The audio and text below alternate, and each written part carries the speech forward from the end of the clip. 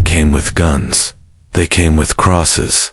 But what they truly came to steal was our knowledge.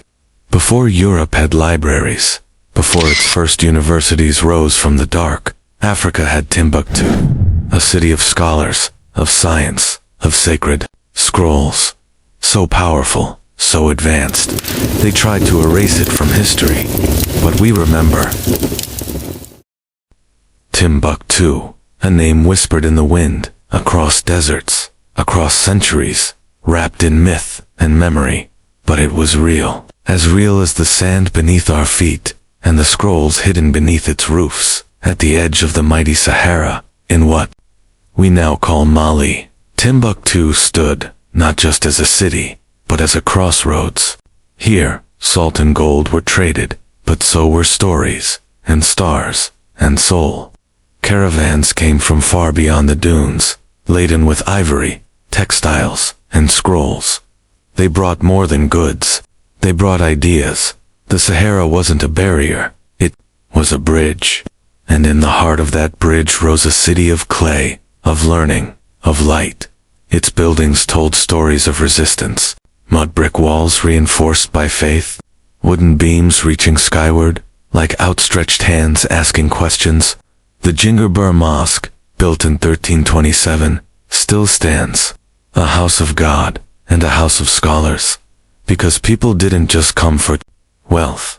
They came for wisdom. From Morocco, Egypt, Al-Andalus, they came, scholars, poets, astronomers, jurists, each of them drawn by the rhythm of knowledge, echoing from this ancient land.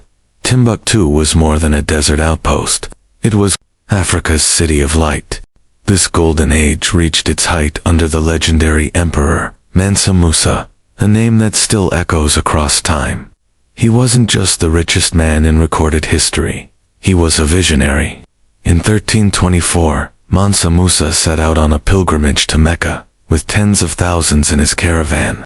Camels carried so much gold that economies collapsed in the cities he passed. But what he truly left behind wasn't just wealth. It was a legacy of culture, of learning, of reputation. As word of Mali's riches and wisdom spread, maps across Europe began to include it. But when scholars followed the trail back to Timbuktu, they didn't just find gold. They found something far more valuable. Intellectual treasure. Mansa Musa believed in more than empire. He believed in education. He funded libraries, built schools, and most importantly, established the University of Sankar, one of the greatest centers of learning the world had ever seen.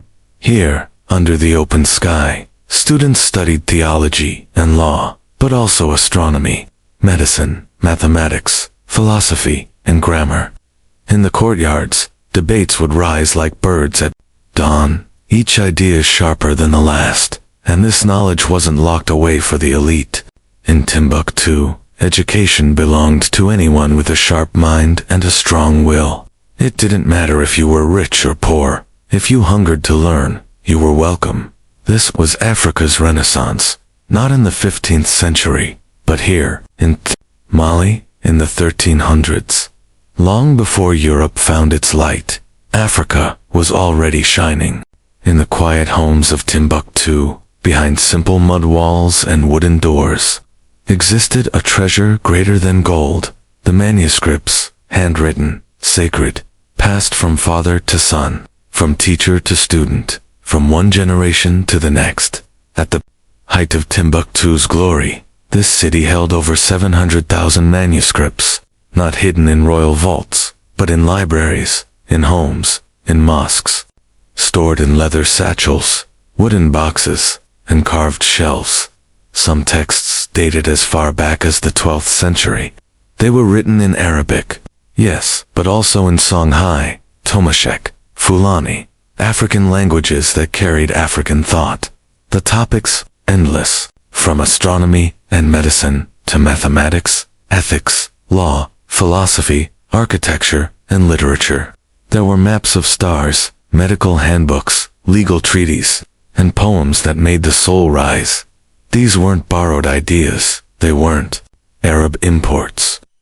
They were born from African minds, shaped by African realities.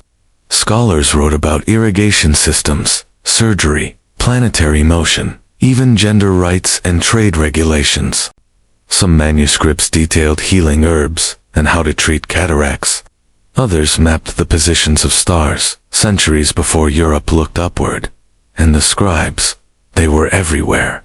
Timbuktu wasn't just a city of scholars, it was a civilization of scribes. Young boys copied scrolls in open-air schools. Elders debated texts in mosques and courtyards. Knowledge wasn't hoarded, it was shared, copied, preserved. In a time when many parts of the world lived in shadow, Timbuktu lit candles of wisdom that burned for generations. This was Africa's Library of Alexandria, not destroyed in one day, but threatened slowly by time, ignorance, and conquest. Yet somehow, it endured.